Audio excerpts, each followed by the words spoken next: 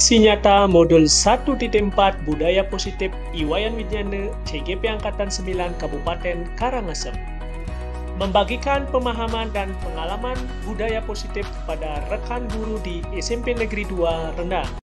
Ya, jadi pada kesempatan kali ini, di kesempatan yang berbahagia ini, sebelum saya memulai kegiatan tentang diseminasi budaya positif, izinkan saya untuk mengaturkan panganjali umat. Om Swastiastu.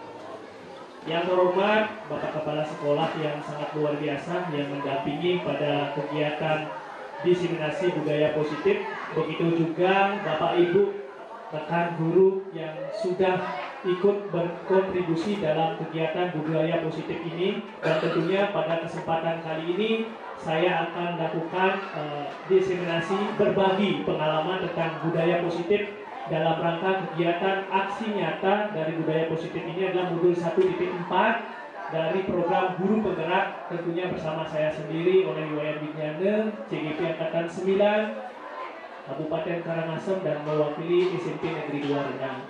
Nah, untuk lebih mengefektifkan waktu, jadi saya akan mencoba kepada Bapak Ibu semua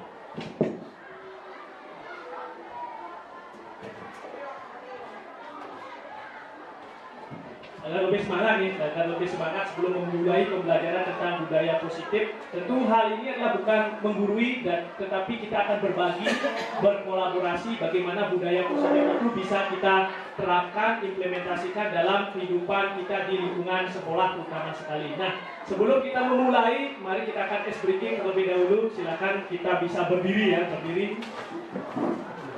Oke, berdiri semuanya.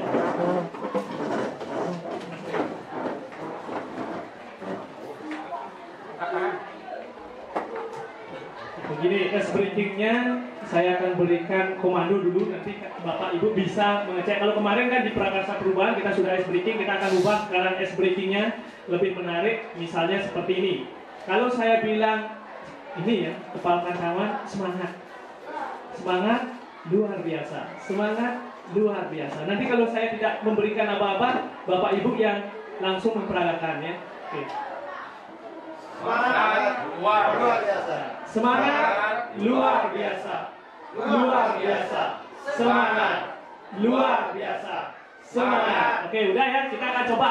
Oke, Bapak Ibu bisa memperagakan dan saya tidak lagi mengatakan semangat luar biasa, tetapi Bapak Ibu yang akan mengucapkan, saya akan mengasih kodenya. Oke, silakan kita akan mencoba.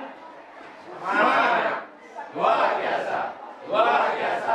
Semangat luar biasa. Semangat. Ya.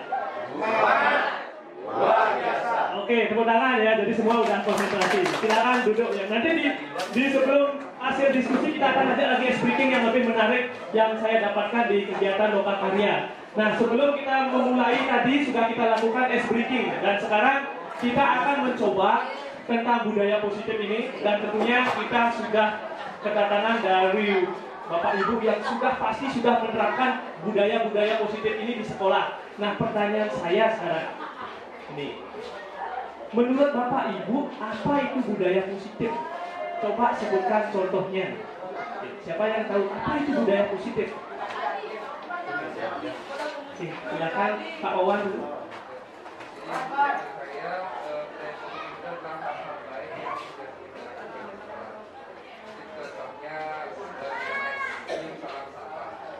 Oke, bagus ya, tepuk tangan dulu buat Pak Wawan. Jadi kebiasaan positif. Oke, silakan. Menurut saya budaya positif merupakan suatu kebiasaan memungut sampah juga. Kebiasaan memungut sampah. Nah, ini salah satu contoh kebiasaan baik yang bisa dilakukan. Jadi ada pembiasaan yang dilakukan secara baik, dilakukan oleh siswa itu sendiri. Ada lagi yang lain? Ya, silakan Pak Budi. Baik, terima kasih atas pertanyaan. Menurut saya budaya positif itu adalah sesuatu yang kita lakukan bisa bermanfaat bagi orang lain dan juga untuk kebaikan sesama. Contohnya yaitu seperti kemarin kegiatan donor darah, bisa membantu orang lain bersama. Bagus ya. Jadi Pak Budi menyampaikan bahwa kegiatan dari budaya positif itu salah satunya adalah donor darah. Ini tepuk tangan ya buat Pak Budi juga dan kawan-kawan yang kemarin sudah mendonorkan darahnya. Nah, jadi apa yang Bapak Ibu sampaikan, Bapak-bapak tadi yang Bapak-bapak tadi sampaikan, bahwa budaya positif yang saya dapatkan tadi itu adalah kebiasaan positif, baik dari bagaimana cara mereka berpikir, kemudian bagaimana cara mereka berbicara, bagaimana cara mereka bertindak dengan konsep, kalau di sini di sekolah kita adalah dengan konsep Tridekarana ini, kita bisa menemukan sesuatu lingkungan yang nyaman, aman, dan menyenangkan seperti apa yang disampaikan Pak Wawan. Nah, kita akan coba cek.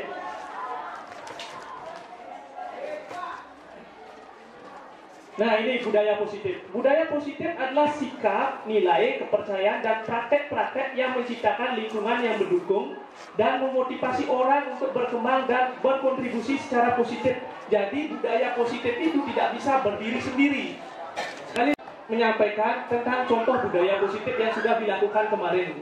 Ini ada beberapa budaya positif yang sudah dilakukan, seperti program skill yang dipadukan dengan kegiatan jeda semester, yaitu adanya pembuatan mading 3 dimensi. Ini luar biasa dan bisa ini dilakukan secara berkelanjutan. Nah, karena budaya positif itulah kebiasaan, berarti segala sesuatu yang kita lakukan harus selalu berkelanjutan.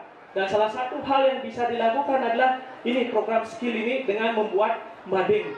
Kemudian ada melakukan pembiasaan literasi, membaca. Kemudian menampilkan hasil bacaannya, ini luar biasa, bersama Bapak Kepala Sekolah menampilkan literasinya ya, literasi yang sudah dia baca ditampilkan di depan umum sehingga dia bisa belajar tentang apa yang sudah dia dapatkan ketika belajar tentang literasi di perpustakaan. Kemudian kita juga bisa melakukan pembelajaran yang inovatif di sekolah atau di kelas. Jadi hal positif atau budaya positif itu tidak hanya kita bisa melakukan di luar, tapi di dalam kelas. Salah satunya adalah memberikan pembelajaran yang inovatif. Ini salah satu hal yang bisa kita lakukan. Nah, adapun konsep inti budaya positif yang kita akan pelajari pada kali ini atau kita membersamai kegiatan diseminasi budaya positif, yang pertama itu adalah perubahan paradigma belajar. Kemudian yang kedua itu adalah disiplin positif. Kemudian yang ketiga itu adalah motivasi perilaku manusia. Kemudian yang keempat itu adalah kebutuhan dasar. Kemudian selanjutnya yang kelima itu adalah posisi kontrol guru. Keenam itulah keyakinan kelas. Kemudian yang ketujuh segitiga restitusi. Nanti di kegiatan 1-7 ini ada kegiatan di mana Bapak Ibu akan mempraktekkan salah satu kegiatan dari 7 konsep inti budaya positif ini. Nah, ini adalah salah satu teori ya, kontrol teori dari Dr. William Glasser. Jadi di sini meluruskan beberapa miskonsepsi tentang makna kontrol. Nah, ini miskonsepsinya. Jadi kalau Bapak Ibu pernah melakukan 4 hal ini, berarti hal ini adalah miskonsepsi. Yang pertama adalah ilusi guru mengontrol murid, di mana pada dasarnya murid atau manusia itu tidak bisa kita kontrol. Dia akan bekerja, bergerak sesuai dengan keinginannya. Makanya konsep ilusi guru mengontrol murid ini akan menyebabkan siswa atau murid itu merasa tidak nyaman. Kemudian yang kedua, ilusi bahwa semua penguatan positif efektif dan bermanfaat. Nah, ketika kita memberikan penguatan positif, baik itu dengan penghargaan atau imbalan, maka nanti hasil akhirnya adalah siswa atau murid itu adalah bergantung pada guru tersebut. Misalnya contohnya Pak Wawan mengajar di kelas 8A. Ketika Pak Wawan memberikan suatu penghargaan atau penguatan positif, dia akan bergantung kepada Pak Wawan. Nanti ketika saya menggantikan pembelajaran yang diberikan oleh Pak Wawan, maka siswa itu tidak akan respect dengan saya karena dia bergantung kepada Pak Wawan. Sudah biasa mendapatkan penguatan positif. Nah, kemudian yang ketiga, ilusi bahwa kritik dan membuat yang merasa bersalah dapat menguatkan karakter. Ketika kita mengkritik atau membuat orang merasa bersalah, pada dasarnya manusia itu tidak suka sebenarnya dikritik, apalagi merasa berbuat salah. Nah, ini akan menyebabkan identitasnya nanti adalah identitas gagal. Jadi produknya nanti dia akan gagal dari identitas gagal karena dia merasa selalu bersalah, minder. Kemudian dia juga takut akan kritikan, merasa juga tidak nyaman. Maka nanti hasilnya ini adalah gagal, ya, identitasnya gagal. Kemudian yang keempat, ilusi bahwa orang dewasa memiliki hak untuk memaksa. Benar ya, kita sebagai orang tua bahwa kita itu memang salah satu yang paling benar. Kita bisa mengatasnamakan murid itu adalah salah satu yang bisa kita perintah untuk mengarahkan sesuatu yang lebih baik. Tetapi pada dasarnya ilusi bahwa orang dewasa memiliki hak untuk memaksa akan membuat murid itu tidak akan bisa memunculkan motivasi intrinsiknya, motivasi dalam dirinya. Padahal ini adalah tujuan kita nanti ke depannya adalah memunculkan motivasi intrinsik. Nah, ini ada juga yang namanya principle center leadership. Jadi bagaimana seorang bisa berubah dari paradigma stimulus respon kepada pendekatan teori kontrol. Stimulus respon, kalau kita lihat pembelajaran stimulus respon itu adalah pembelajaran diaporistik ya. Pembelajaran diaporistik di mana kita memberikan stimulus, rangsangan, nanti dia akan membuat respon. Nah, ini kita akan ubah menjadi pendekatan teori kontrol. Ada kata-kata menarik dari bacaan ini ya. Bila kita ingin membuat kemajuan perlahan, sedikit-sedikit ubahlah sikap atau perilaku Anda. Namun, bila kita ingin memperbaiki cara-cara utama kita, maka kita perlu mengubah kerangka acuan kita. Ubahlah bagaimana Anda melihat dunia, bukan melihat diri sendiri, tetapi melihat dunia. Kemudian bagaimana Anda berpikir tentang manusia, memanusiakan manusia. Kemudian ubahlah paradigma Anda, skema pemahaman dan penjelasan aspek-aspek tertentu tentang realitas. Jadi paradigma kita akan kita ubah. Seperti apa sih perubahan paradigma belajar? Nah, ini perubahan paradigma belajar yang kita idam-idamkan atau semua idam-idamkan adalah paradigma di mana pembelajaran bergeser dari pembelajaran berpusat pada guru. Kita di depan memberikan ceramah, ngerti tidak ngerti muridnya, yang penting kita sudah memberikan materi, menuntaskan materi. Nah, ini kita akan geser menjadi pembelajaran berpusat pada murid. Jadi apapun yang kita lakukan adalah memenuhi kebutuhan murid itu, sehingga kita melaksanakan pembelajaran itu adalah berpusat pada murid. Nah, bagaimana cara merumuskan rancangan pembelajaran dan asesmen sesuai kebutuhan belajar murid? Itu salah satu cara yang kita lakukan adalah dengan menggunakan asesmen non-diagnostik awal. Boleh Pak, saya tidak menggunakan asesmen non-diagnostik awal? Boleh, kita bisa menggunakan wawancara langsung. Tidak serta dengan tes, kita bisa wawancara. Jadi kita tanyakan, apa permasalahan? Senang nggak belajar dengan pembelajaran berkelompok? Senang nggak belajar sendiri? Atau seperti apa pembelajaran yang mereka harapkan? Nah, dengan menanyakan hal tersebut, kita dari awal kita mengetahui apa kebutuhan murid tersebut, dari minat belajarnya, kesiapan belajarnya, dan juga profil belajarnya. Ada 3 hal sebenarnya yang perlu kita kuasai untuk mengetahui kebutuhan murid tersebut. Nah, selanjutnya ada yang namanya pembelajaran berdiferensiasi. Saya yakin ada beberapa guru yang sudah menerapkan pembelajaran berdiferensiasi. Pembelajaran ini adalah pembelajaran sesuai dengan kebutuhan murid. Nah, sekarang saya ajak kepada Bapak Ibu untuk melihatkan HP-nya. Kita akan ajak menjawab soal di HP-nya Bapak Ibu. Saya akan kirim linknya di grup WA SMP Negeri 2 Rendang. Ini tidak ada benar dan tidak ada salahnya. Kita akan mencoba mengetahui disiplin. Apa yang terlintas dalam pikiran Bapak Ibu tentang disiplin ya. 1 kata atau 2 kata boleh. Sekarang kalau saya share.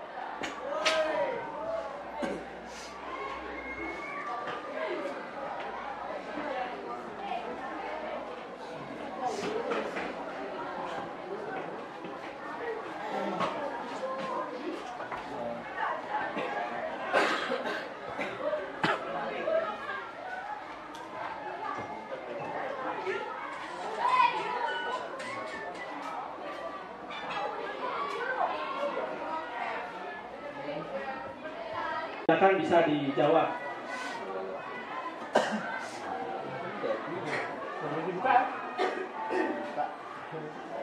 Ini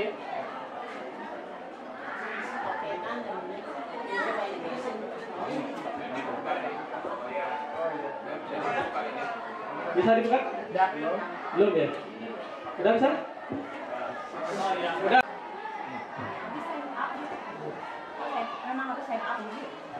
Langsung bisa. Nah di sana udah beberapa sudah. Disiplin itu adalah belajar. Apalagi ini saya akan mendekat. Ketaatan, konsisten, bertanggung jawab. Ayo, ada lagi nggak?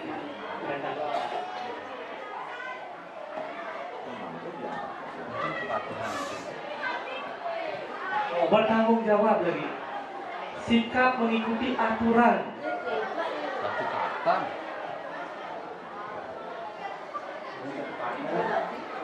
Ini adalah aturan. Kemudian juga ada yang mengatakan mematuhi aturan, konsisten, bertanggung jawab, kepatuhan. Ada beberapa yang sudah dijawab.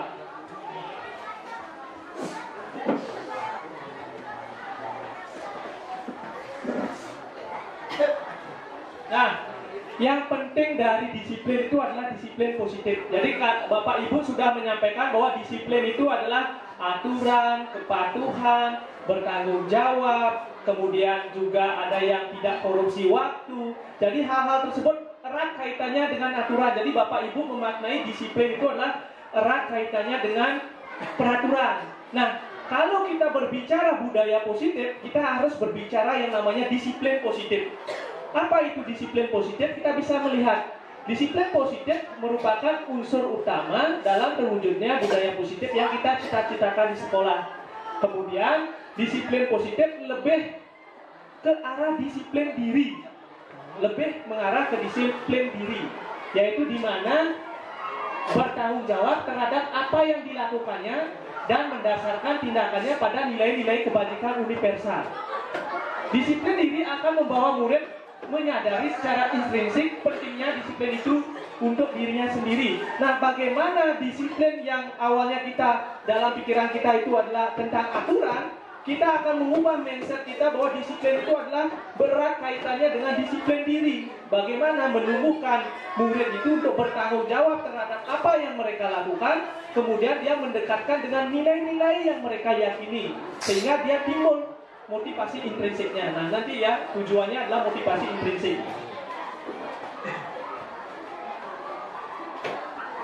Nah, ini adalah beberapa nilai kebajikan. Tadi kita sudah menyinggung bahwa disiplin positif tersebut erat kaitannya dengan nilai.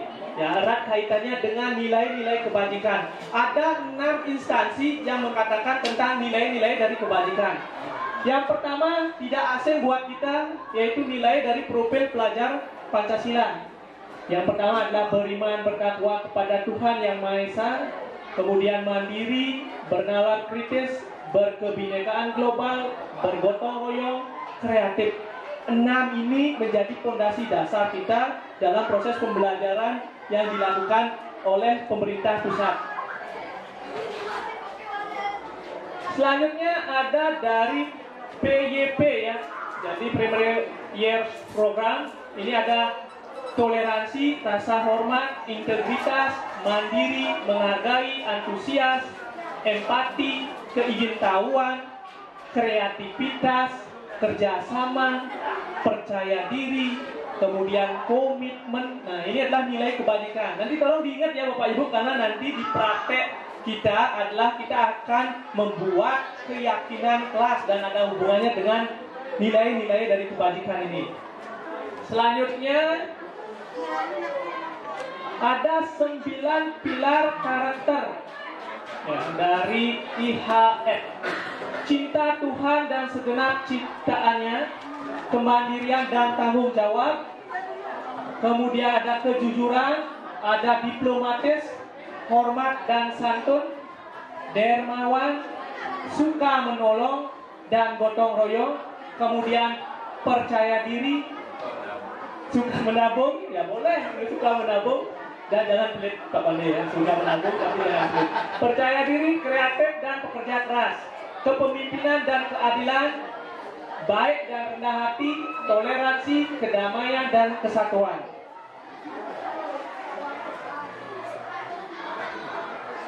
Nah, kemudian ada the 7 essential virtues, building virtues.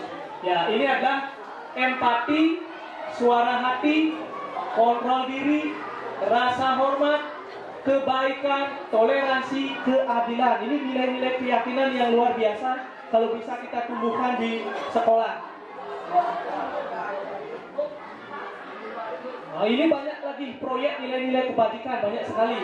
Bapak Ibu bisa baca ya, ini banyak sekali. Ada peduli, rajin, integritas, rasa hormat, keteraturan, kebersihan, komitmen, belas kasih, percaya diri, bertujuan, tenggang rasa, gotong royong, semangat, kejujuran, dermawan, harga diri, rendah hati, kemudian apalagi ini baik hati, berprinsip, bersahaja, keteraturan, keselamatan, keteguhan hati. Nah, ini adalah konsep-konsep nilai kebajikan yang bisa kita tumbuhkan di kelas ataupun di sekolah. Jadi ini bisa kita tumbuhkan sehingga ketika kita bisa membuat nanti keyakinan kelas di masing-masing kelas ya, di wali-walian Bapak Ibu, kebetulan Bapak Ibu semua ini hampir menjadi wali kelas. Mudah-mudahan nanti ketika berproses kita bisa membuat keyakinan kelas. Nah, bagaimana motivasi perilaku manusia? Ini penting ya buat kita juga, buat Bapak Ibu guru, bahwa motivasi perilaku manusia ini adalah hal yang penting. Kita harus mengetahui ada 3 motivasi perilaku manusia. Yang pertama, untuk menghindari ketidaknyamanan atau hukuman. Jadi ketika murid ke sekolah, dia seakan-akan mau mengikuti kegiatan kita karena dia merasa tidak nyaman. Dia hanya seolah-olah ingin mengikuti aturan, walaupun dalam dirinya kadang-kadang bertentangan. Nah, ini salah satu motivasi mereka mengikuti aturan. Yang kedua, untuk mendapatkan imbalan atau penghargaan dari orang lain. Jadi ketika mereka mendapatkan penghargaan di kelas, ketika dia mendapatkan imbalan, baru dia melakukan sesuatu. Ketika dia tidak mendapatkan imbalan atau penghargaan, maka dia tidak akan melakukan sesuatu tersebut. Misalnya saya memberikan pembelajaran, kayak tadi memberikan pembelajaran, saya akan memberikan hadiah kepada murid yang sudah berhasil misalnya di kelas. Nanti ketika saya digantikan oleh guru lain tidak memberikan penghargaan, maka dia akan merasa kecewa. Kecewa karena dia sudah terbiasa melakukan kegiatan dengan adanya penghargaan. Jadi dua konsep ini ternyata saya juga ketika saya sudah mengikuti ke program guru penggerak ini, ternyata penghargaan ini akan membawa juga dia efeknya ke identitas gagal. Penghargaan dan hukuman, dua hal ini ternyata tidak baik kita terapkan di sekolah. Benar, di kurikulum Merdeka, kurikulum 13, peringkat sudah ditiadakan. Tidak ada peringkat 1, peringkat 2, peringkat 3 tidak ditiadakan. Jadi ditiadakan, semua memiliki minat dan bakat yang berbeda. Makanya dua hal ini dihilangkan di motivasinya. Karena ini akan membentuk identitas gagal. Nah, yang perlu dilakukan oleh guru atau kita semua adalah ini yang terakhir, untuk menjadi orang yang mereka inginkan dan menghargai diri sendiri dengan nilai-nilai yang mereka percaya. Kembali adalah motivasi intrinsik. Nah, ada 3 hal yang perlu diperhatikan. Yang pertama itu hukuman, yang kedua konsekuensi, yang ketiga itu adalah restitusi. Jadi ada 3 hal yang perlu kita perhatikan dalam proses di sekolah, dalam penanganan budaya positif. Yang pertama hukuman. Hukuman itu bersifat tidak terencana atau tiba-tiba. Anak atau murid tidak tahu apa yang akan terjadi dan tidak dilibatkan. Jadi hukuman itu secara tiba-tiba ketika kita mendapatkan murid bermasalah, kita langsung mengambil tindakan tanpa melihat poin-poin aturan. Nah, padahal di sekolah kita kan ada poin-poin aturan yang perlu kita gunakan. Sehingga dengan hukuman misalnya tiba-tiba dia tidak memakai sepatu sesuai dengan sepatu yang harus digunakan warna hitam, tiba-tiba kita menyuruh untuk membuka sepatunya, kemudian berdiri di depan, di lapangan upacara, di matahari yang terik. Itu salah satu hukuman, karena di suatu peraturan tidak mungkin akan menerapkan aturan seperti itu. Kemudian cara menghukum adalah bahasanya, tingkat emosionalnya, bahasa verbalnya. Nah, ini salah satu hukuman. Jangan sampai kita bisa merendahkan orang lain. Ketika kita memberikan hukuman, tiba-tiba kita merendahkan orang lain. Ini salah satu jangan sampai dilakukan. Kemudian yang kedua, konsekuensi. Bentuk konsekuensi sudah terancana atau sudah disepakati, sudah dibahas dan disetujui oleh murid dan guru. Jadi konsekuensi itu adalah sudah ada kesepakatan. Sekolah sudah menyampaikan aturannya. Jika murid melanggar A, maka konsekuensinya ini. Jika murid melanggar B, maka konsekuensinya ini. Nah, ini salah satu yang bisa diterapkan juga di sekolah, tetapi bukan yang terbaik. Bisa diterapkan, tetapi bukan yang terbaik. Dan karena konsekuensi ini, kita tidak melatar belakangi apa penyebab mereka melakukan itu. Ketika murid bermasalah, kita langsung menggunakan konsekuensi aturan yang sudah paten yang kita lakukan tanpa kita mengedepankan unsur manusianya. Karena sebenarnya dia datang terlambat kenapa? Misalnya kasus terlambat. Udah, kalau dia terlambat tidak boleh masuk kelas, itu sudah aturan. Tidak mau tahu, tidak mau menanyakan apa alasannya. Nah, ini konsekuensi karena sudah ada di aturannya. Kemudian yang ketiga yang harusnya dilakukan kita ya sebagai seorang guru adalah restitusi. Nah, apa itu restitusi? Di sini sudah dijelaskan proses menciptakan kondisi bagi murid untuk memperbaiki kesalahan mereka. Ya, sehingga mereka bisa kembali pada kelompok mereka dengan karakter yang lebih kuat. Jadi proses restitusi ini adalah proses dialog yang bisa kita lakukan nanti dengan membuat murid itu mengetahui apa kesalahannya, kemudian dia mencari solusi dari masalah yang mereka lakukan. Walaupun kegiatan di sekolah ini berbagai macam penanganan kasus, mudah-mudahan kedepannya kita bisa menggunakan restitusi ini menjadi dasar dalam penanganan kasus tersebut, sehingga kita bisa memunculkan budaya positif di sekolah. Nah, perhatikan sekarang. Ini ada beberapa pernyataan. Jadi mungkin kita akan bersama-sama menjawab dari pernyataan ini. Kemudian yang kedua, membersihkan coretan yang dibuat di meja tulis. Konsekuensi. Lagi murid diminta untuk push up 15 kali karena tidak menggunakan masker ke sekolah. Hukuman. Kan bersifat fisik ya, bersifat fisik. Kemudian menggantikan kertas tugas teman yang telah dicoret-coret. Konsekuensi. Berjemur di lapangan basket pukul 12 siang karena mengobrol dengan teman. Hukuman.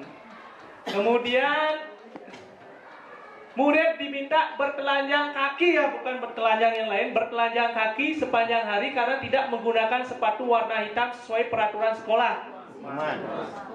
Konsekuensi hukuman. Kita akan lihat nanti jawabannya.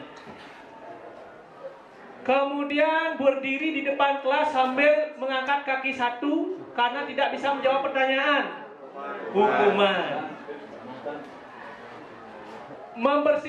Membersihkan tumpahan air di meja tulis karena tersenggol pada saat belajar. Konsekuensi.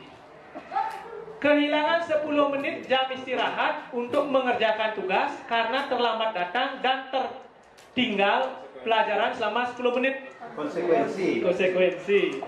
Kemudian duduk di bangku di pinggir lapangan pada jam istirahat tidak diizinkan bermain oleh guru piket karena mencederai teman saat bermain di lapangan. Hukuman. Konsekuensi. Oke, kita akan lihat. Terlambat hadir di pembelajaran daring 15 menit dan diminta untuk tinggal 15 menit sesudah kelas selesai untuk membahas ketertinggalan pembelajaran. Konsekuensi. Lari mengelilingi lapangan basket 2 kali karena terlambat 10 menit untuk pelajaran PJOK. Gimana Pak kan? Menghukum. Menghukum, ada konsekuensi? Bu Eka konsekuensi. Hukuman ya Pak Budi, wakil kesiswaan hukuman. Pak Dwida? Hukuman. Ya, Pak Wawan? Hukuman. Nanti kita akan lihat jawabannya. Membersihkan WC sekolah karena mematahkan pensil kawannya. Konsekuensi? Hukuman. Bu Sri Asih? Hukuman. Pak Edi? Hukuman.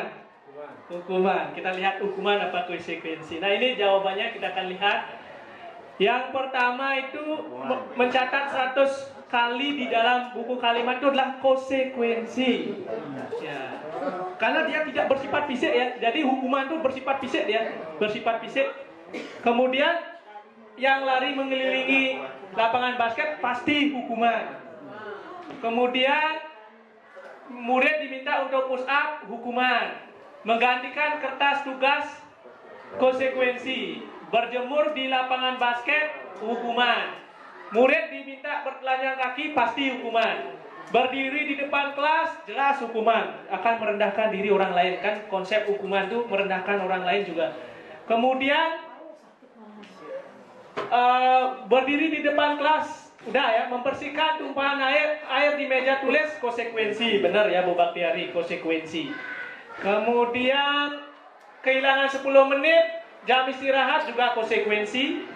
Duduk di bangku di pinggir lapangan pada jam istirahat, konsekuensi ya, benar Pak Budiman, konsekuensi. Tadi banyak yang mengatakan bahwa duduk di pinggir lapangan karena mencederai itu adalah hukuman, tetapi itu adalah konsekuensi karena dia pendekatannya tidak dengan fisik yang memberikan konsekuensi. Kemudian terlambat hadir di pembelajaran daring, jelas konsekuensi. Lari mengelilingi lapangan basket, Pak Ngah. Jadi Pak Budiman, itu adalah konsekuensi, bukan hukuman, karena dia memang olahraga itu kan fisik. Jadi kecuali dia lari 1000 kali, nah itu kemungkinan bisa pingsan muridnya. Hukuman. Nah yang terakhir, membersihkan WC sekolah karena mematahkan pensil kawannya. Di Pak Dwina tadi apa? Konsekuensi. Berubah. Tadi bilangnya saya konsekuensi. Oh, konsekuensi. Oh ya, yang jawabannya benar adalah hukuman. Harusnya dia kan mematahkan pensil kawannya apa? Mungkin menggantikan dan sebagainya. Bukan membersihkan WC. Membersihkan WC itu bersifat fisik. Jadi ini gambaran tentang apa itu hukuman, apa itu konsekuensi. Suatu hal yang bertentangan dengan aturan, dengan hal-hal yang mereka nilai dari keyakinan mereka. Kenapa? Karena ada kebutuhan dasar yang mereka harus penuhi. Ya, jadi kebutuhan dasar, misalkan seluruh tindakan manusia memiliki tujuan tertentu. Ketika seorang murid melakukan suatu perbuatan yang bertentangan dengan nilai-nilai kebajikan atau melanggar peraturan, hal itu sebenarnya dikarenakan mereka gagal memenuhi kebutuhan dasar mereka. Ya, jadi sebenarnya kenapa murid itu melamun kadang-kadang di kelas, kadang-kadang murid itu tidak sekolah, kadang-kadang murid berkelahi, karena 5 kebutuhan dasar ini tidak dipenuhi. Yang pertama adalah kebutuhan bertahan hidup. Kemudian yang kedua, kebutuhan untuk diterima, kasih sayang. Kemudian kebutuhan pengakuan atas kemampuan, penguasaan ya, kemampuan. Kemudian kebutuhan akan pilihan, kebebasan. Kemudian kebutuhan untuk merasa senang. Kita akan coba lihat. Nah ini kebutuhan bertahan hidup. Kebutuhan yang bersifat fisiologis untuk bertahan hidup, misalnya kesehatan, rumah, dan makanan. Ini contohnya, saat proses pembelajaran, ada murid yang lapar, pasti dia tidak fokus belajar, karena kebutuhannya dia tidak terpenuhi. Makanya pasti dia tidak akan fokus belajar. Apalagi keadaan kesehatannya. Jangankan murid, kita sebagai guru, ketika kita sakit, kita akan susah konsentrasi untuk mengajar di kelas ya. Nah ini kebutuhan bertahan hidup ini perlu dicermati kita sebagai seorang guru. Nah, kemudian kebutuhan untuk diterima. Jadi kebutuhan untuk disayangi dan diterima meliputi kebutuhan akan hubungan dan koneksi sosial. Kebutuhan untuk memberi dan menerima kasih sayang, dan kebutuhan untuk merasa menjadi bagian dari suatu kelompok. Jadi ketika di kelas, kita perhatikan murid kita. Apakah sudah kebutuhannya mereka dipenuhi? Kita harus memberikan pembelajaran dengan penuh perhatian kepada murid kita. Nah, ketika kita tidak memberikan perhatian penuh kepada murid kita, maka dia akan lain-lain, tidak akan fokus belajar, karena ini kebutuhan untuk diterima ini tidak dipenuhi. Misalnya duduk, muridnya duduk, dia main PC, ini lain-lain. Nah, itu salah satu dia ingin diperhatikan. Kemudian kebutuhan pengakuan atas kemampuan.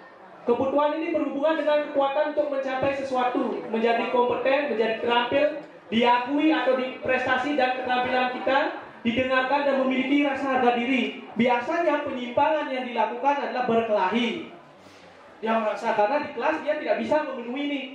Diakui prestasi, keterampilannya, ya diakui biar bisa kuat sama teman-temannya, ya dia akan berkelahi. Nah, mungkin cara belajar yang bagaimana yang bisa kita lakukan untuk memenuhi kebutuhan ini atas kemampuannya. Jadikan ketua kelas misalnya, sehingga dia memimpin teman-temannya.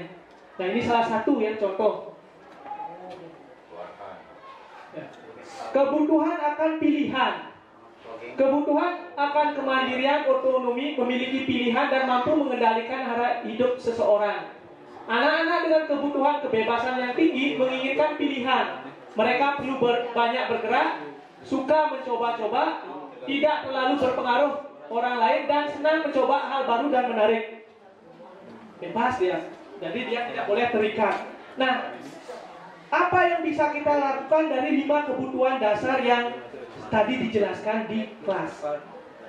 Jadi, yang pertama, bagaimana dia membuat kebutuhan bertahan hidupnya, yaitu kita perhatikan kebutuhan hidup mereka seperti apa. Ketika dia merasa lapar dan bagaimana, berikan pemahaman-pemahaman yang baik. Nah, kemudian yang kedua, bagaimana kita menciptakan pembelajaran yang menyenangkan, rasa senang ya. Misalnya dengan pembelajaran yang bisa kita isi dengan pembelajaran yang humor sedikit, agar dia senang. Karena mungkin materi pembelajarannya begitu susah, tapi dengan cara penyampaian kita, gaya kita mengajar, dia tertarik untuk mengikuti pembelajaran. Nah, ini kebutuhan akan kesenangan. Kemudian kebutuhan akan kemampuan, berikan kesempatan dia untuk ke depan, mencoba. Siapa tahu mereka bisa, berikan kesempatan dia untuk mencoba. Kemudian kita bisa apresiasi apa yang mereka coba ke depan. Kemudian pilihan, kebebasan ya, pilihan. Bagaimana seorang guru merancang pembelajaran yang sesuai dengan kebutuhan murid, sehingga dia memilih secara bebas sesuai dengan minat dan bakat mereka melalui pembelajaran berdiferensiasi. Ya, ketika murid senang mendengarkan audio, kita tampilkan video pembelajaran, visual, kemudian kinestetik. Nah, ketiga konsep ini, pembelajaran ini kita bisa tuangkan dalam proses pembelajaran dengan menggunakan video pembelajaran, dengan PowerPoint, atau melibatkan langsung dalam diskusi kelompok kita menggunakan LKPD. Sehingga murid tersebut bisa terpenuhi dari kebutuhan akan pilihan mereka. Nah, ketika kebutuhan-kebutuhan ini tercapai, maka mereka akan bisa belajar sesuai dengan minat dan bakat mereka sendiri. Dengan belajar minat dan bakat mereka sendiri, maka potensi yang mereka miliki bisa dikembangkan dengan baik. Walaupun ini susah, tetapi ini adalah salah satu teori yang bisa kita kembangkan untuk membangun pendidikan yang lebih baik di kelas.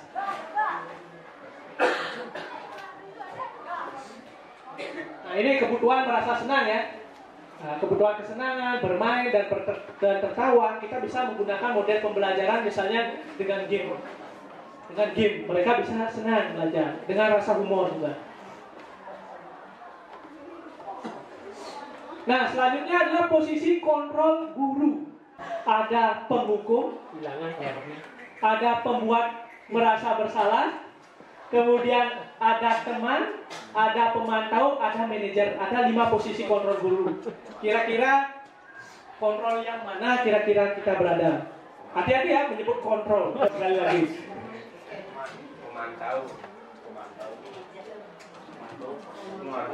Nah, apa itu penghukum? Apa itu penghukum? Seorang penghukum bisa menggunakan hukuman fisik maupun verbal. Penghukum itu nada suaranya tinggi, dari sini sampai di aula kedengeran. Nah, itu menghukum ya. Kemudian jari menunjuk-nunjuk, mengartik. Guru-guru yang menerapkan posisi penghukum akan berkata, patuhi aturan saya, atau awas. Aturan saya ya, bukan aturan sekolah.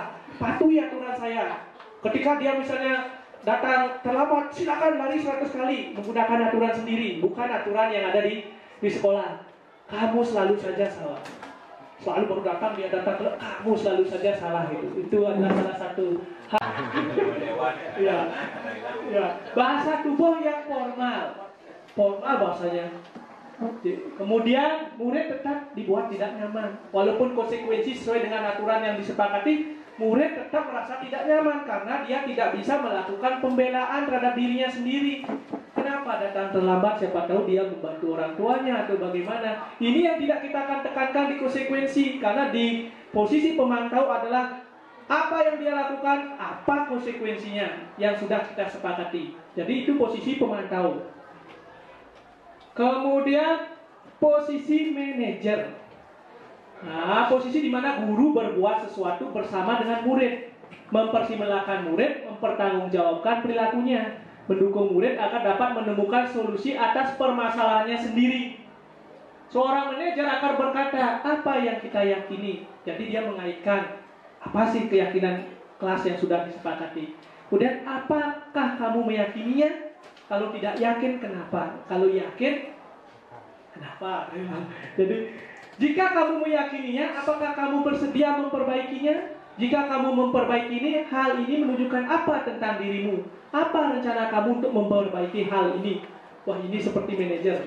Jadi, posisi guru yang diharapkan adalah posisi manajer. Bagaimana guru bisa mengembalikan murid, kepercayaan murid, kemudian apa-apa yang menjadi kesalahannya, dia bisa perbaiki, mencari solusinya dengan menanyakan keyakinannya. Nah ini ya, kita sudah membuatkan tabelnya, bahwa posisi penghukum pembuat orang merasa bersalah itu pasti hasilnya identitasnya adalah gagal. Gagal ya sebagai murid, ini identitasnya. Tetapi kalau Bapak Ibu sudah menerapkan sebagai teman, sebagai pemantau, itu sebenarnya identitasnya sudah sukses sebenarnya. Identitas teman, pemantau, manajer itu sebenarnya sudah identitasnya menuju identitas sukses atau berhasil. Nah, namun pada posisi teman dan pemantau itu masih perilakunya adalah kontrol positif. Jadi posisi teman, pemantau, kemudian penghukum, pembuat orang merasa bersalah itu masih motivasinya adalah motivasi eksternal dari luar.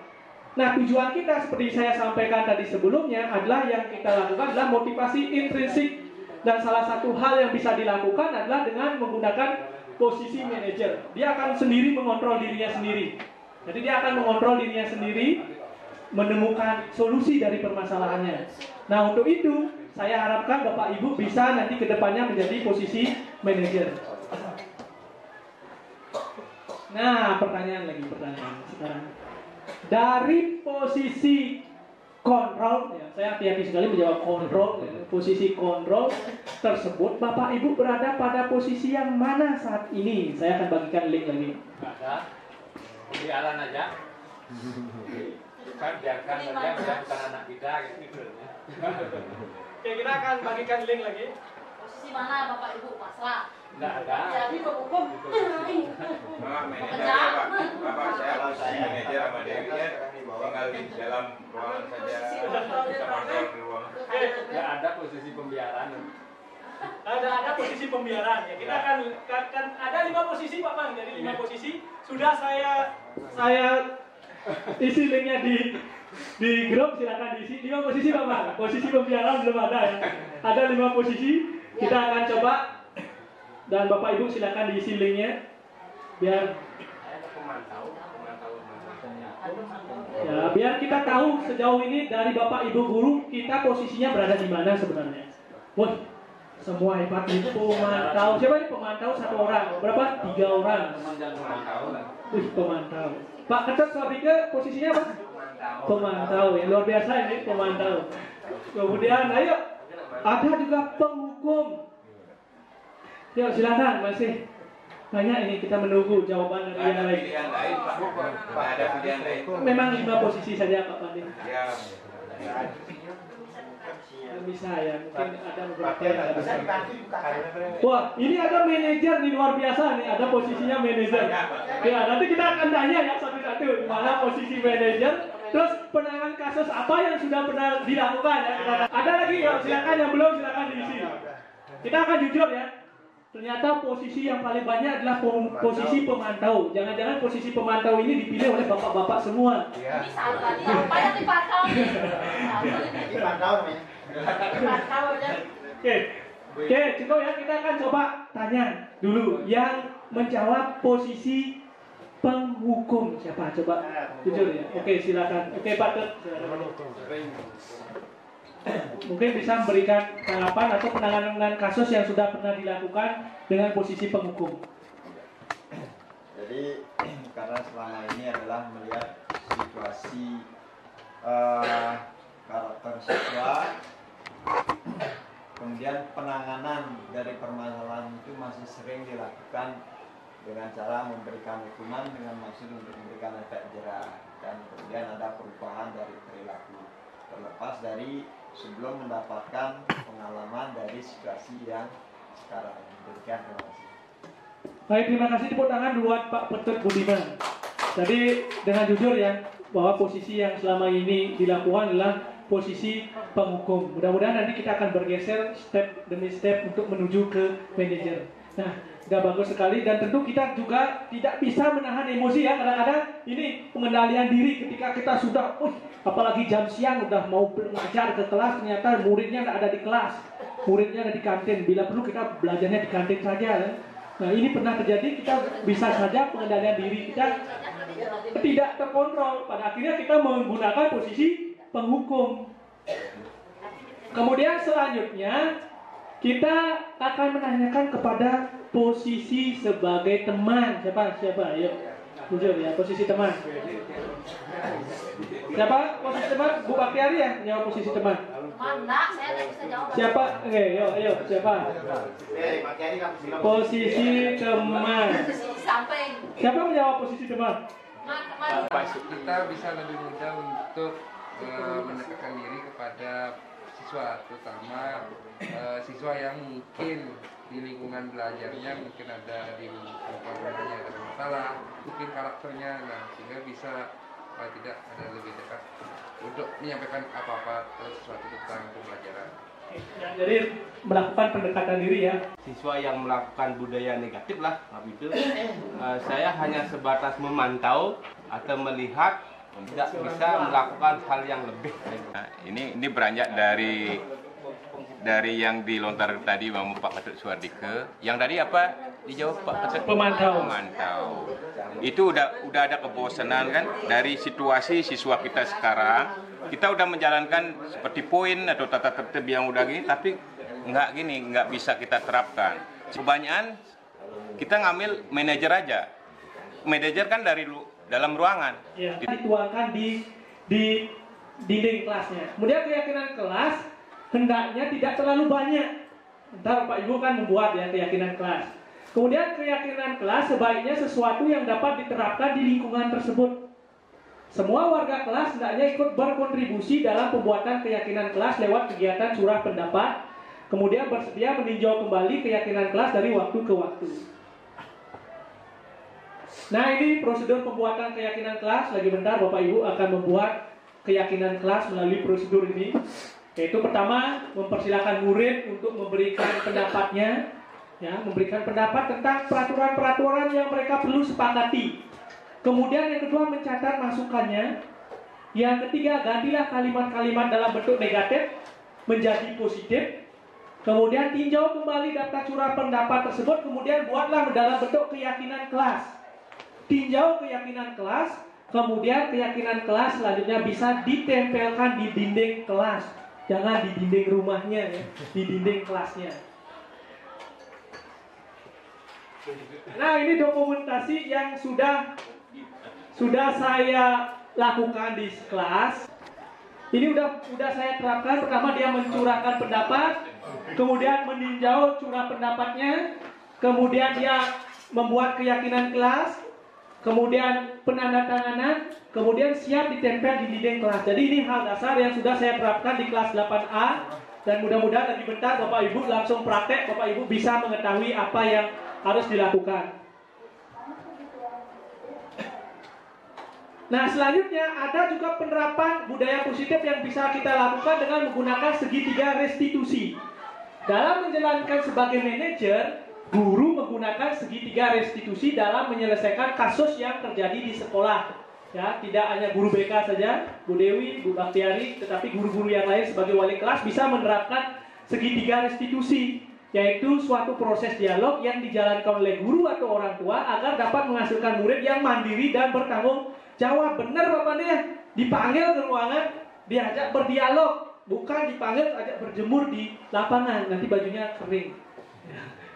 Oke, jadi yang harus dilakukan adalah benar melakukan proses dialog secara manusia, memanusiakan manusia dengan menghasilkan murid yang mandiri dan bertanggung jawab. Nah, ini segitiga restitusinya ada 3: menstabilkan identitas, validasi tindakan yang salah, kemudian menanyakan keyakinan. Nah, pada tahap menstabilkan identitas, Bapak Ibu bisa menggunakan kalimat-kalimat ini. Misalnya bermasalah nih, dipanggil ke ruangan. Berbuat salah itu tidak apa-apa, Bu. Hati-hati menggunakan kata berbuat salah itu tidak apa-apa. Sama saya juga, Bapak juga pernah melakukan kesalahan seperti itu. Hati-hati ya. Contohnya penanganan kasus seperti ini. Ada penanganan kasus di sekolah kita pelecehan seksual. Ya, dalam menstabilkan identitas, jangan sampai bilang, nah, berbuat salah itu tidak apa-apa. Bapak pernah melakukan itu. Hati-hati ya, baru menstabilkan identitas merem Bapak yang ngomong itu. Nah, Ibu juga pernah melakukan itu gitu. Ya, bukannya menstabilkan, bengong muridnya. Ada satu kata-kata yang ada di anak-anak pacaran itu boleh. Ya. Boleh, tapi siswanya enggak pacaran yang sehat. Maksudnya kan enggak untuk penyemangat sekolah, tapi pacarannya di pojokan siswanya. Nah, itu salah satu. Gitu. Ingat ya, ini menstabilkan identitas ini, tapi kalimat ini jangan sampai membabi buta, dalam artian setiap kasus itu kalimatnya seperti contoh yang saya sampaikan tadi ya Pak Wina juga jangan ya, kalau kasus pelecehan seksual jangan sampai menyatakan Bapak juga pernah melakukan itu.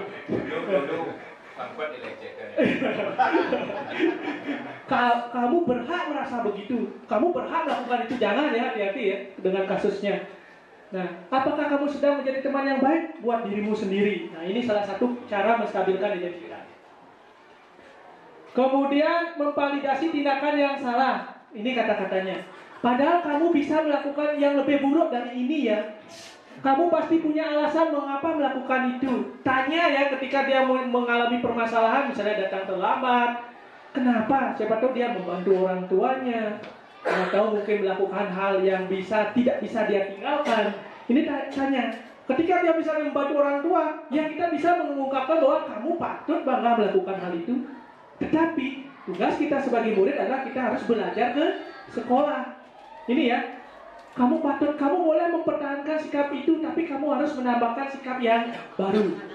Nah ini yang terakhir, menanyakan keyakinan. Apa yang kita percaya sebagai kelas untuk keluarga? Apa nilai-nilai umum yang kita telah sepakati? Jadi kalau kita sudah membuat keyakinan kelas di kelas, kita bisa menanyakan nilai-nilai atau keyakinan yang telah disepakati. Apa bayangan kita tentang kelas yang ideal? Kamu mau jadi orang yang seperti apa? Itu bisa kita tanyakan. Dengan kita menerapkan 3 konsep ini atau yang disebut dengan segitiga restitusi, kita akan bisa menemukan motivasi intrinsik dari murid tersebut. Nah, saya akan berikan salah satu contoh. Ini adalah praktek yang sudah dikumpul di demonstrasi kontekstual. Nah, ini ya. Saya berjalan di depan. Bisa diperhatikan. Beberapa hari ini tidak ada sekolah.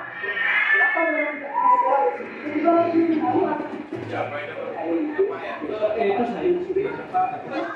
Oke, bisa diperhatikan mungkin adalah penerapannya.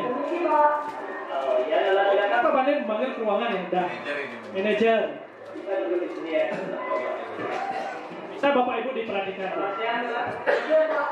Jadi Nala dipanggil pada hari ini, Bapak mendapatkan laporan dari ketua kelas bahwa Nala sering tidak hadir akhir-akhir ini.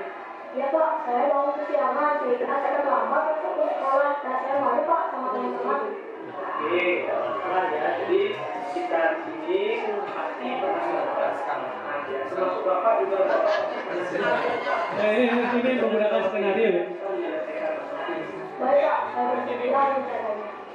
Oke, kita kerja keras. Pasti ada Subiasa. Ya, nanti kita akan terapkan dan kita akan menerapkan. Boleh nanti kita akan praktek. Sakayana ya istilahnya. Iya sakayana. Benar ya, nanti kita akan terapkan ini, betul. Nah, Bapak Ibu fokus dulu ya, fokus ya, kita perhatikan ini. Jadi tindakan yang Nala lakukan itu adalah tindakan yang mulia ya, sudah membantu orang tua, kemudian juga sudah berbakti kepada orang tua. Kita harus tahu tentang cita-cita Nala, cita-cita itu harus diperjuangkan. Dan ini adalah salah satu praktek ya, praktek yang bisa dilakukan untuk menangani siswa yang bermasalah.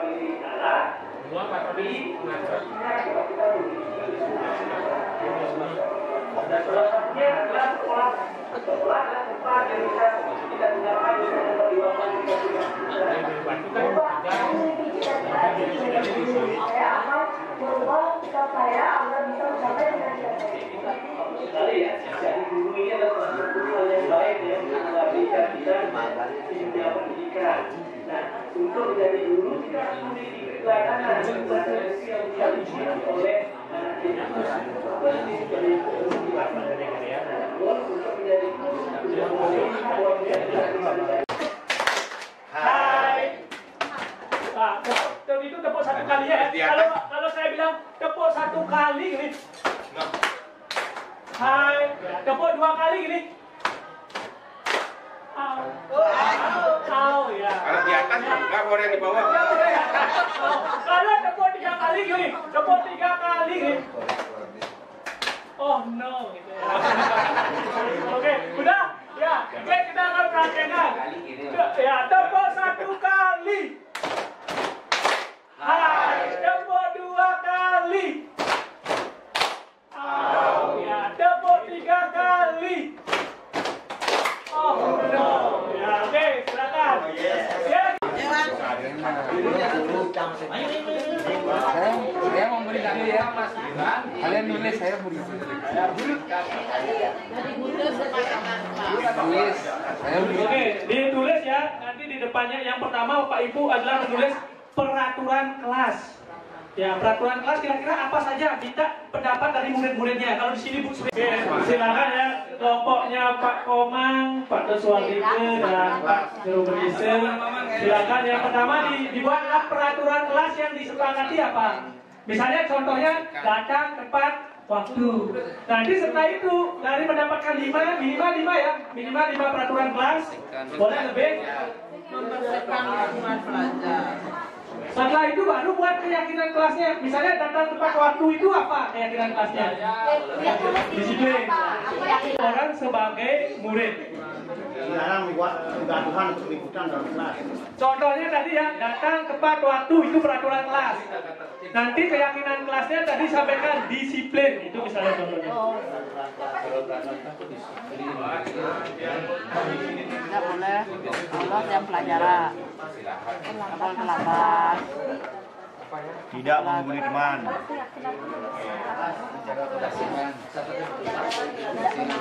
Jadi nanti yang menjadi guru yang ke depan yang mempraktekkan. Oke, ada 4 kelompok yang waktunya kita akan kasih waktu 10 menit karena nanti kita akan berakhir di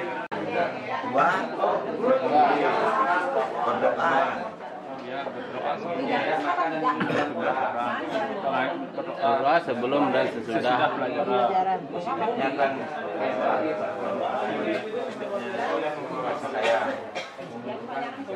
Akan menggunakan waktu istirahat Sebelum dan sesudah.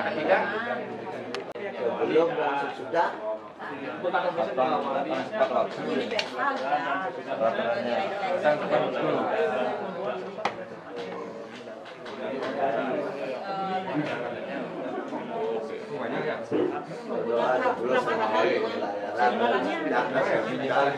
Peraturannya selalu menjaga kebersihan dan kerapian di kelas.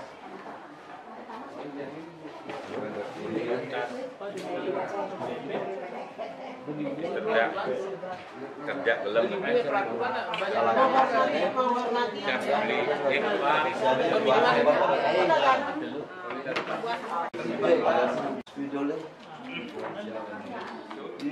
Bersama-sama. Buanglah pada tempatnya. Buangnya. Si Malu yang pertama masuk kelas Malu yang pertama. Kita apa nih? Saling menghargai gitu.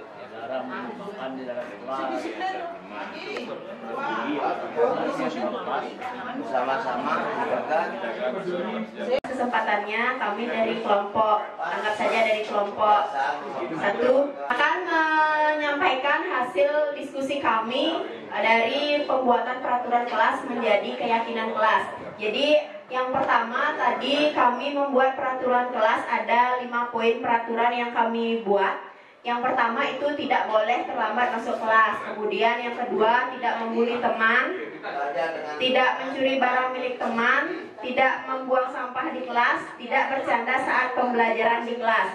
Nah, dari peraturan ini kami jadikan menjadi keyakinan kelas untuk diyakini untuk masing-masing anggota kelas. Jadi dari kelima peraturan itu kami kerucutkan menjadi 5 keyakinan, yaitu yang pertama, dari peraturan tidak boleh terlambat masuk kelas itu menjadi datang tepat waktu.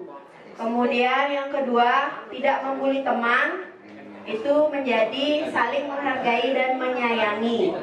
Yang ketiga, tidak mencuri barang milik teman menjadi menjaga kejujuran. Yang keempat, tidak membuang sampah di kelas itu menjadi menjaga kebersihan.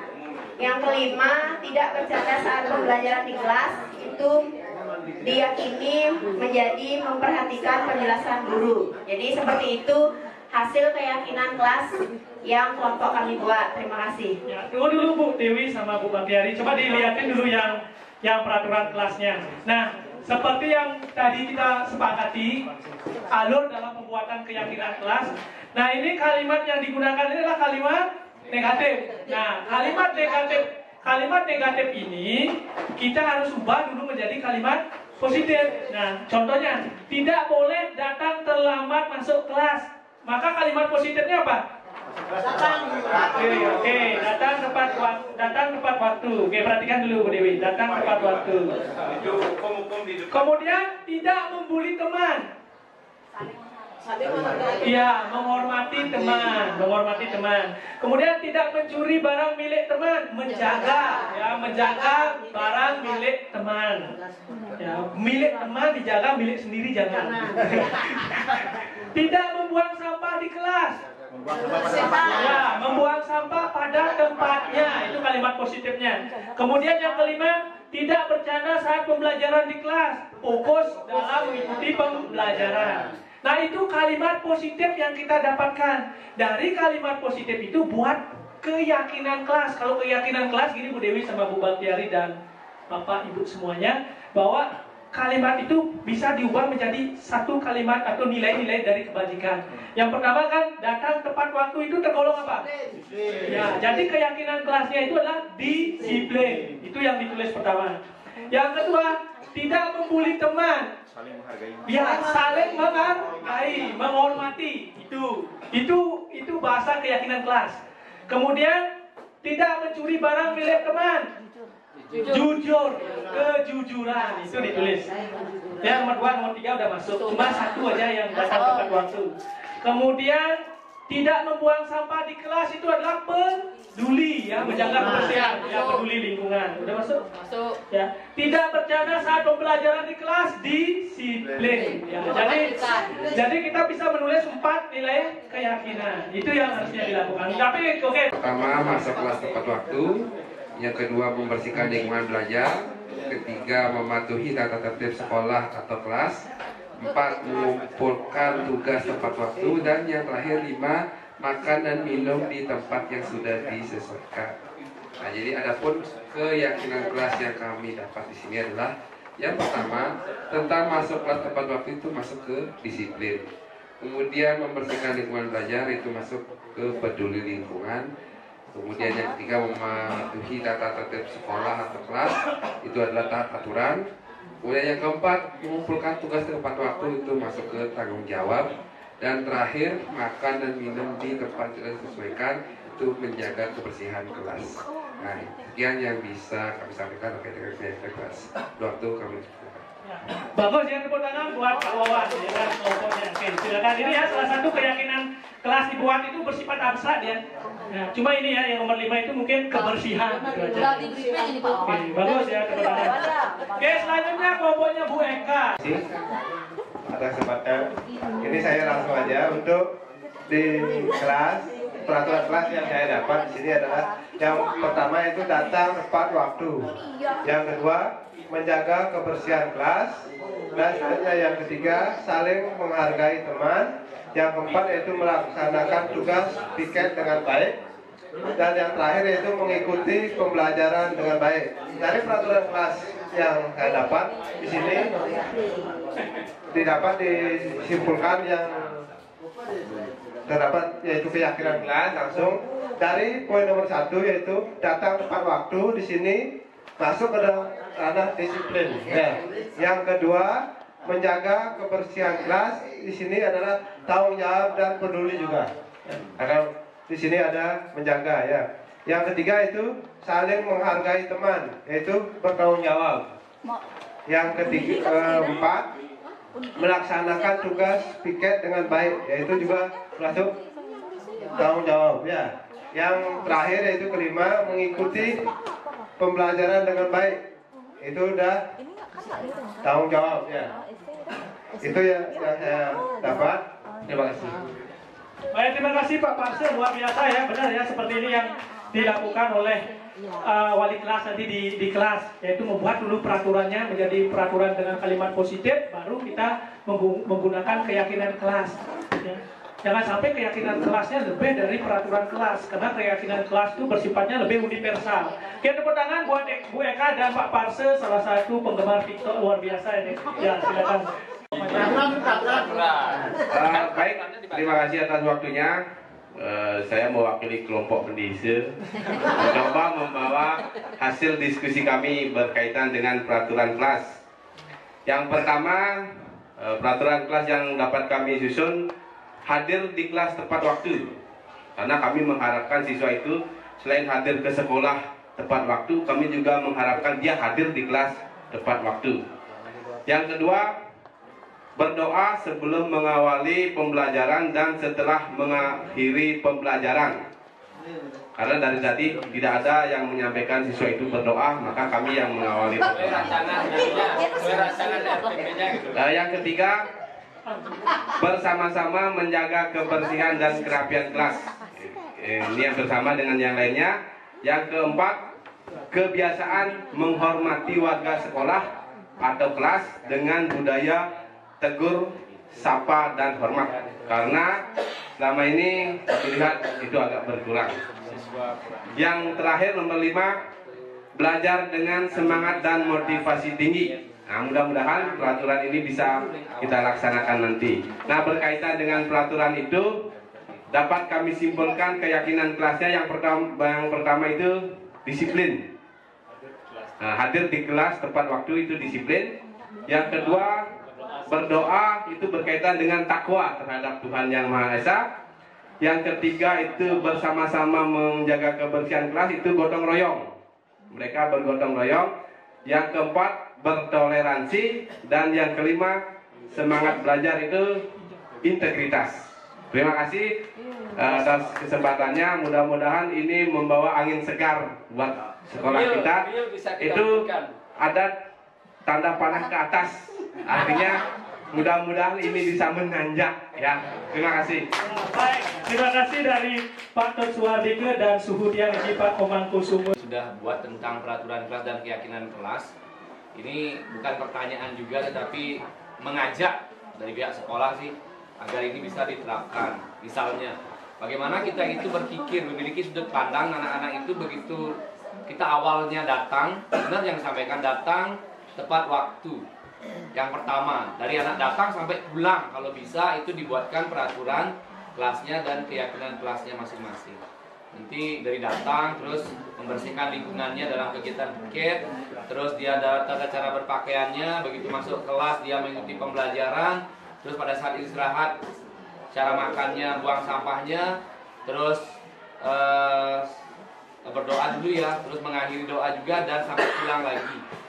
Bagaimana kalau seperti itu, bisa nggak dibuat runut? Jadi itu akan menjadi kegiatan yang membudaya, menjadi satu kesatuan di dalam kita menangani siswa nanti ke depannya. Oke, terima kasih. Baik, terima kasih. Tepuk tangan dulu buat Pak Kepala Sekolah ya.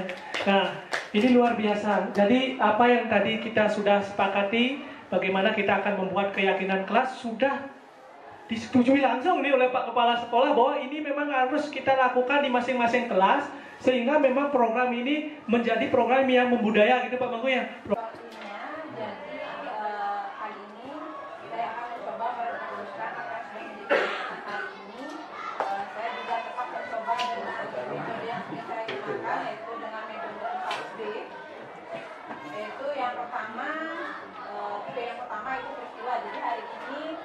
Adalah kegiatan CGP Angkatan 9, yaitu aksi nyata modul 1.4, yang mana Pak Widodo melakukan kegiatan diseminasi budaya positif untuk membebaskan atau mencoba berkolaborasi dengan kami rekan kerja guru untuk membuat suatu keyakinan kelas untuk menciptakan budaya positif yang ada di sekolah. Lalu yang selanjutnya yaitu bagaimana perasaan.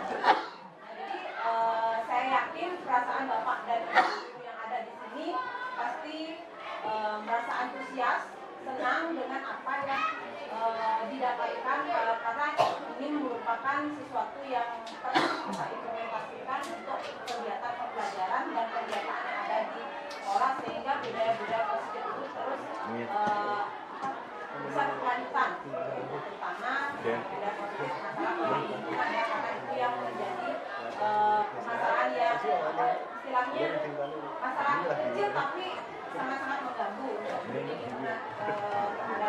sekolah terutama mahasiswa. Lalu apa pembelajaran yang kita dapat hari ini? Jadi pembelajaran yang kita dapat hari ini kita memperoleh bahwa di sini kita harus menerapkan budaya positif dengan mengubah paradigma berpikir kita menjadi paradigma itu tentang budaya positif ya. Jadi berpihak pada siswa sesuai dengan apa yang menjadi kebutuhan siswa. Dan kita harus bergerak dari posisi sebagai penghukum, lalu sebagai teman, kita harus mulai bergerak menjadi yang paling tidak bisa lah sebagai pemantau terlebih dahulu dan bisa meningkatkan menjadi posisi manajer. Itu yang belum sama sekali kita yakini bahwa kita belum bisa mencapai posisi itu. Untuk penerapannya, jadi kita bekerja bersama-sama, jangan hanya di sini saja baik pengimplementasian dari tapi implementasikanlah itu untuk selanjutnya, untuk kedepannya, untuk SMP Negeri 2 Rendang. Jadi bagaimana apa yang sudah dilakukan dari tahun lalu sampai sekarang harus diterapkan, jangan hanya sekedar diseminasi. Oke, terima kasih ya, tepuk tangan buat Bu Eka. Nah, jadi itu refleksinya dengan menggunakan 4P, dan tentunya saya akan menggarisbawahi bahwa bagaimana kita menciptakan budaya positif ini adalah mulai dari diri kita sendiri ya. Mulai dari diri kita sendiri, kemudian bagaimana kita berkolaborasi bersama-sama semuanya ya.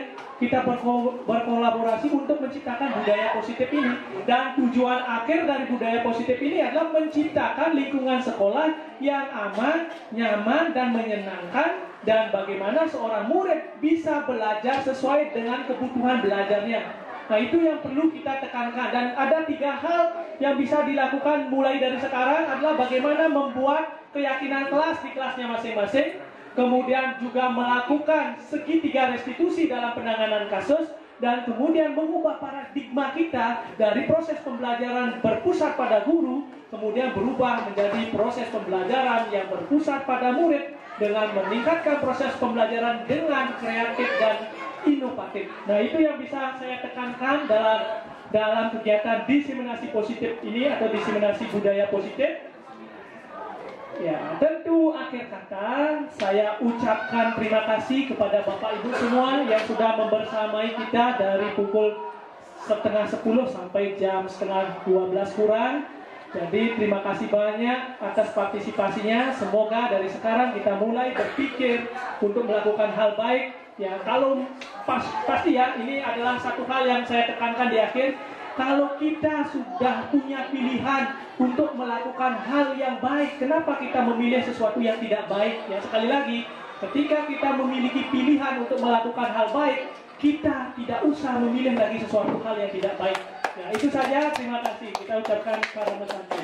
Om Santi Santi Santi Om. Selamat pagi. Perkenalkan, nama saya Ibu Siti Ayu Anis Lestari SPD.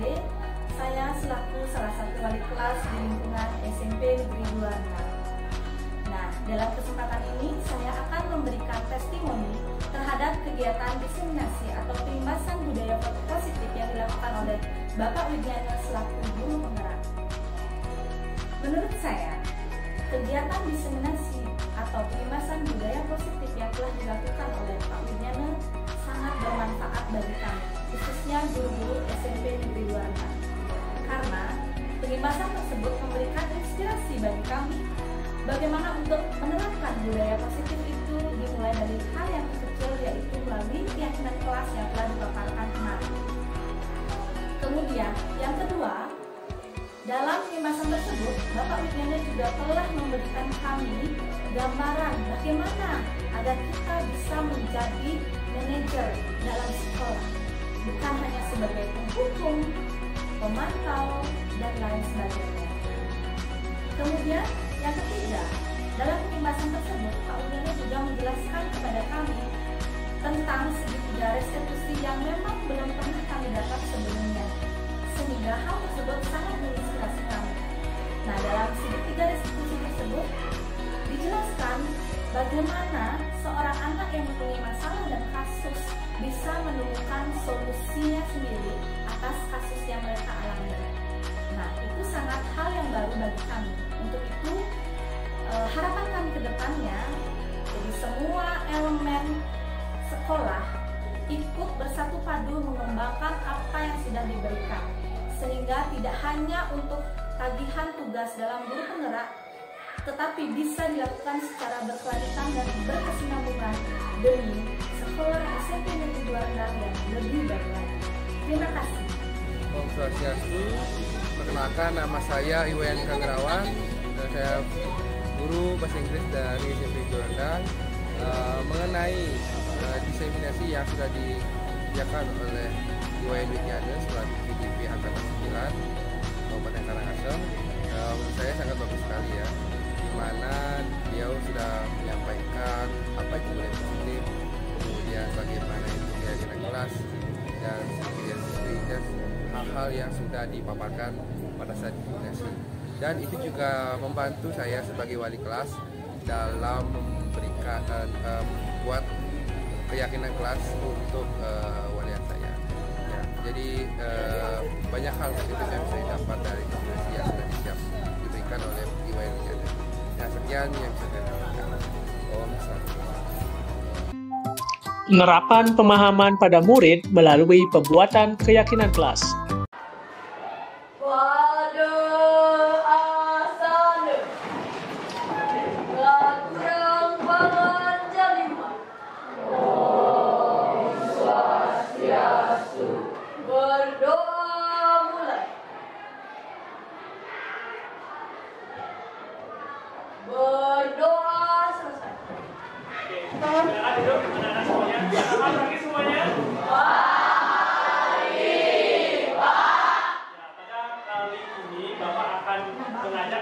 Mengajak kalian untuk menyepakati peraturan kelas.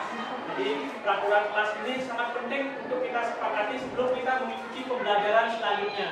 Apalagi Bapak juga sebagai wali kelas di kelas 8K ini merasa penting bahwa apa yang kalian lakukan di kelas harus kita yakini bersama sebagai budaya positif. Nah, untuk itu sebelum kita memulai tentang kesepakatan kelas, Bapak akan absen terlebih dahulu biar tahu sejauh mana kalian dari kehadiran yang ada di kelas. IGD Guna Baudana? Hadir, Pak. Adia Sana? Hadir, Pak. Angga Dwi Putra? Hadir, Pak. Sastrawan? Yuda Angga? Oke, jadi sudah Pak absen, hampir semua hadir ya, hanya satu orang yang tidak hadir pada kali ini, dan tentu ini adalah kesepakatan atau hal yang baik buat kita semua untuk menyepakati kelas ini ya, agar bisa kelas ini membudayakan hal positif sehingga pembelajaran yang kalian lakukan bisa berjalan dengan baik. Nah, hal pertama yang kita lakukan hari ini untuk membuat keyakinan kelas adalah bagaimana kita akan mengetahui peraturan kelas apa sih yang kalian harapkan ya. Untuk itu Bapak akan bagikan sticky note ini untuk diisi, jadi masing-masing siswa mengisi, kemudian menempelkan di kertas yang biru ini ya, ditempelkan. Kita akan kasih waktu 1 menit saja untuk mengisi.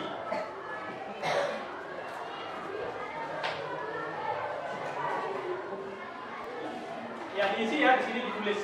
Oh,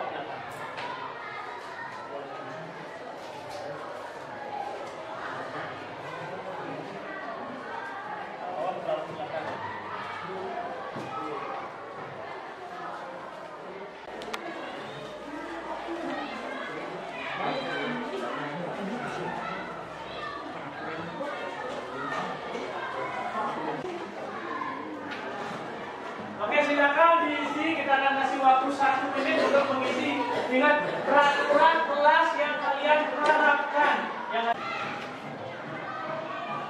Silakan ditulis. Ditulis ya, ditulis. Kita semua ditulis.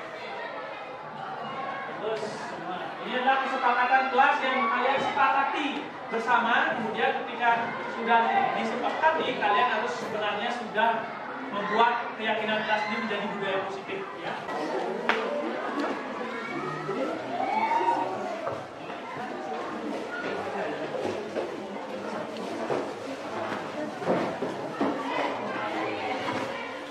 Menolong teman. Kemudian yang kedua, tidak boleh membuang sampah sembarangan dan tidak mengambil barang milik orang lain. Jangan membuli teman, tanggung jawab pada suatu kesalahan atau perbuatan yang tidak baik. Ramah pada teman, kerjakan ulangan harian, membuang sampah pada tempatnya, menjenguk teman yang sakit, tidak boleh makan di dalam kelas, melakukan persembahyangan, melakukan persembahyangan, tidak merusak fasilitas kelas, sama ini. Kemudian tidak boleh merokok di dalam kelas, itu ya, kalian tidak boleh merokok di dalam kelas. Ini beberapa peraturan sudah dibuat. Melakukan doa sebelum dan sesudah belajar, bagus sekali.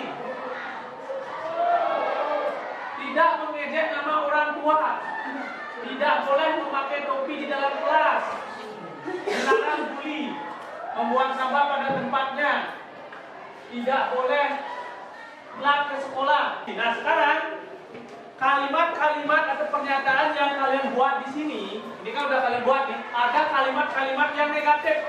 Misalnya, ini Bapak kasih contoh, tidak boleh membuang sampah sembarangan. Nah, kalimat ini kalian bisa ubah menjadi kalimat positif. Kira-kira apa?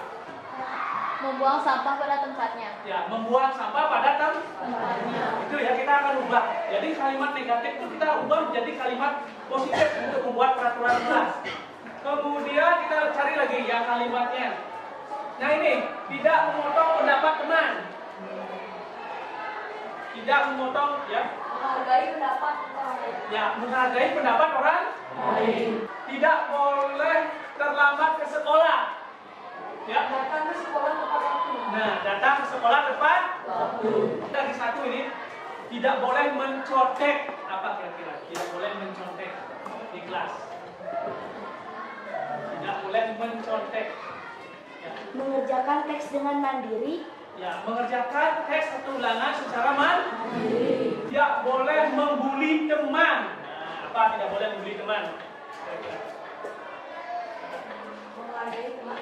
Ya, boleh menghargai teman. Kita tidak boleh mengatakan atau menjelek-jelekan kata, berarti berbicara yang baik kepada teman, menghargai teman. Ini.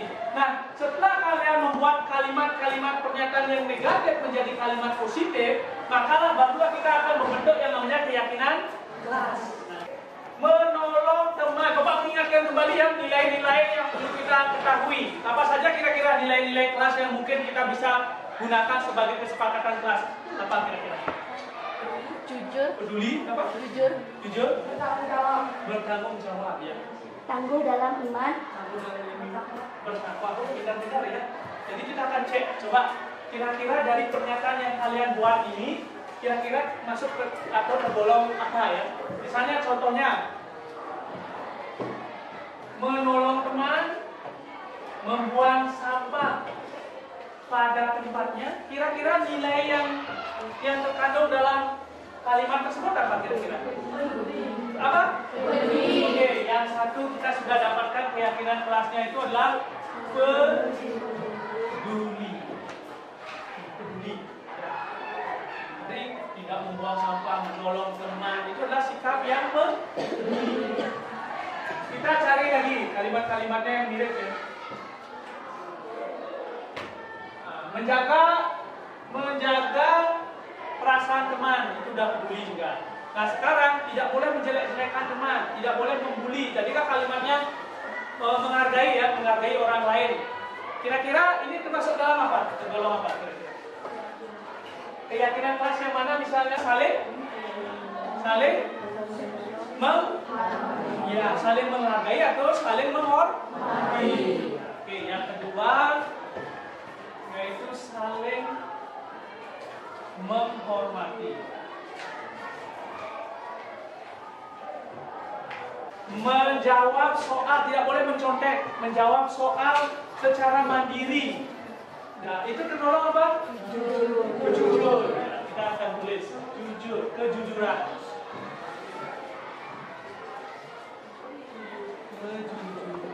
Ada yang menulis di sini adalah mengerjakan tugas piket.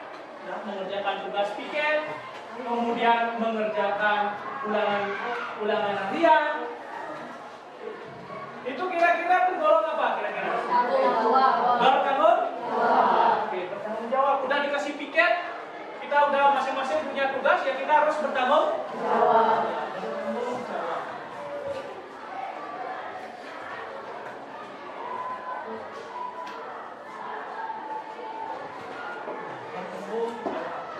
Kemudian kita cari lagi, ada nggak lagi? Melakukan doa sebelum dan sesudah belajar. Melakukan persembahyangan setiap hari. Nah, yang ini kira-kira nilai keyakinan apa? Tangguh dalam iman.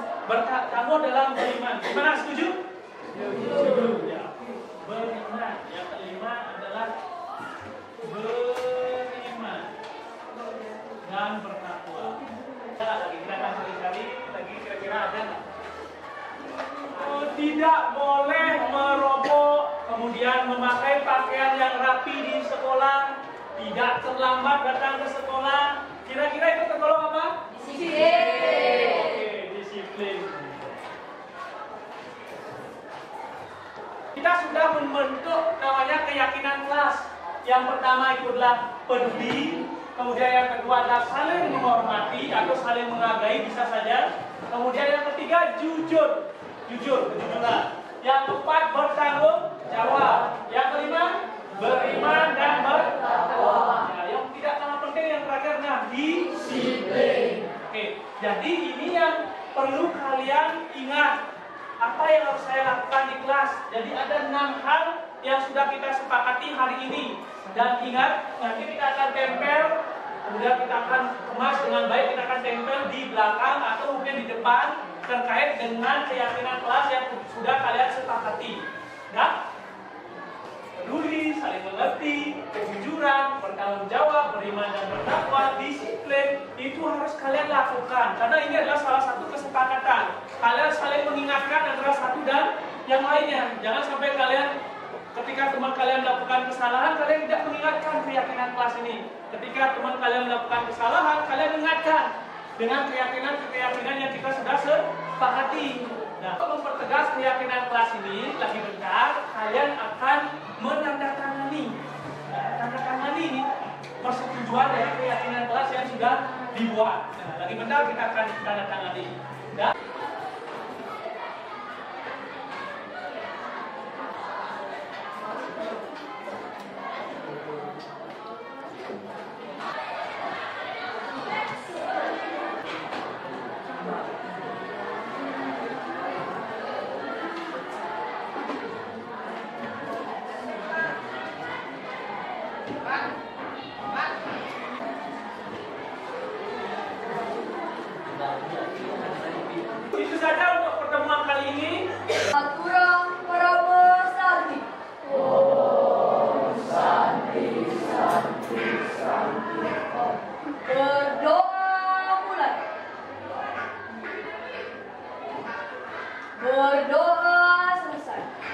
Saya sangat senang karena dapat ikut terlibat di dalam pembuatan keyakinan kelas. Keyakinan kelas ini bisa menjadi pedoman bagi saya untuk beraktivitas di sekolah lebih baik. Saya akan berusaha menjalankan keyakinan kelas ini demi menjaga lingkungan kelas yang nyaman dan menyenangkan. Sangat bersemangat dalam mengikuti kegiatan keyakinan kelas. Hal ini merupakan hal baru bagi saya. Ternyata saya merasakan sekali bagaimana keyakinan kelas ini jauh lebih nyaman bagi saya. Semoga keyakinan kelas ini bisa saya terapkan di kelas agar terciptanya di lingkungan belajar yang positif. Terima kasih. Penerapan pemahaman segitiga restitusi dalam penanganan kasus murid. Pak. Si, mohon maaf mengganggunya. Ya, ada apa ya? Laporan. Laporan apa ya? Nala beberapa hari ini tidak pernah sekolah, Pak. Kenapa Nala tidak pernah sekolah? Kita juga belum tahu alasannya. Kalau itu, besok Bapak akan telusuri kenapa Nala tidak sekolah ya. Terima kasih laporannya ya, Pak. Permisi, Pak. Oh iya, Nala silakan masuk. Bisa duduk di sini ya, di sebelah Bapak. Selamat siang, Nala. Selamat siang, Pak. Ya, jadi Nala dipanggil pada hari ini. Bapak mendapatkan laporan dari ketua kelas bahwa Nala sering tidak hadir akhir-akhir ini. Ya Pak, saya bangun kesiangan sehingga saya terlambat masuk ke sekolah dan saya malu Pak sama teman-teman. Oke, tidak masalah ya. Jadi kita di sini pasti pernah melakukan kesalahan ya. Termasuk Bapak juga, Bapak pasti pernah juga melakukan kesalahan. Tapi jangan khawatir, kita bisa menyelesaikan masalah ini. Baik Pak, saya bersedia menyelesaikannya. Oke, setiap orang melakukan kesalahan pasti ada alasan tertentu untuk melakukan kesalahan tersebut. Nah, kira-kira Nala tidak hadir ke sekolah itu kenapa? Saya membantu orang tua saya berjualan hingga larut malam Pak. Saya bangun kesiangan dan saya terlambat untuk masuk ke sekolah. Sehingga saya memutuskan untuk masuk ke sekolah, tidak masuk ke sekolah tanpa keterangan. Oke, jadi tindakan yang Nala lakukan itu adalah tindakan yang mulia ya. Sudah membantu orang tua. Kemudian Nala juga sudah berbakti kepada orang tua Nala. Nah, ini salah satu hal yang mencerminkan hal yang baik sebenarnya buat Nala. Namun hal yang perlu Nala lakukan adalah Nala harus tahu tentang cita-cita Nala ya. Cita-cita itu harus diperjuangkan, dan walaupun Nala sudah melakukan hal membantu orang tua yang merupakan hal yang membanggakan buat diri Nala, tetapi kita harus ingat bahwa kita memiliki cita-cita juga yang perlu kita perjuangkan. Dan salah satunya adalah sekolah. Sekolah adalah tempat yang bisa kita gunakan untuk memperjuangkan cita-cita kita. Ya Pak, saya memiliki cita-cita ingin menjadi guru. Saya akan merubah sikap saya agar bisa mencapai cita-cita saya. Bagus sekali ya. Jadi guru ini adalah salah satu hal yang baik ya untuk mengabdikan kita di dunia pendidikan. Nah, untuk menjadi guru kita harus memiliki keteladanan. Keteladanan itu yang bisa ditiru oleh anak didik kita. Bagus nih jadi guru cita-citanya. Nah, namun untuk menjadi guru, untuk membuktikan bahwa cita-cita kita bisa tersampaikan, tentu Nala harus bisa mengetahui keyakinan kelas agar bisa kita menyepakati keyakinan kelas yang sudah kita sepakati. Kira-kira tindakan Nala itu sudah sesuai dengan kesepakatan dan keyakinan kelas? Tidak Pak, tindakan saya tidak sesuai dengan keyakinan kelas. Oke, kalau tidak sesuai dengan keyakinan kelas, kira-kira tindakan Nala yang tidak sesuai itu dengan keyakinan kelas yang mana? Disiplin Pak, terutama disiplin waktu. Oke, disiplin waktu ya, tidak menghargai waktu. Kira-kira disiplin itu penting nggak buat Nala?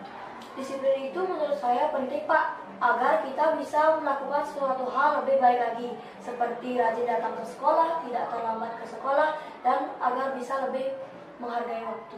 Bagus sekali ya, jadi menghargai waktu. Ketika kita sudah menghargai waktu, kita juga sudah sebenarnya menghargai diri kita sendiri, termasuk juga menghargai orang lain, Nala. Saya menyesal Pak, maaf Pak, saya akhir-akhir ini jarang masuk ke sekolah. Oke, tidak masalah ya, jadi sikap baik Nala sudah Nala tunjukkan dengan meminta maaf ya. Nah, untuk itu sekarang kira-kira bagaimana cara mengatasi atau solusi dari permasalahan yang Nala sudah lakukan? Saya akan mengubah pola tidur saya akan membantu orang tua saya tidak hingga larut malam, dan saya akan menghidupkan alarm agar saya bisa bangun pagi-pagi dan tidak terlambat ke sekolah. bagus sekali ya. Itu adalah solusi yang ditawarkan oleh Nala. Dan semoga nanti solusi itu bisa dilakukan ya Nala ya, biar bisa nanti Nala bisa mewujudkan cita-cita Nala tersebut. Nah, untuk itu sekarang Bapak juga akan nanti bekerja sama dengan orang tua agar Nala didukung untuk mencapai cita-cita Nala, terutama sekali didukung untuk ke sekolah ya, biar tidak kelihatan sama tidak hadir Nala akhir-akhir ini. Ya Pak, terima kasih bimbingannya Pak. Oke, sama-sama. Tetap semangat dan silakan sekarang Nala bisa bergabung kembali di kelasnya ya. Silakan Nala. Ya Pak. Om Swastiastu. Perkenalkan, nama saya Nala dari kelas 8A.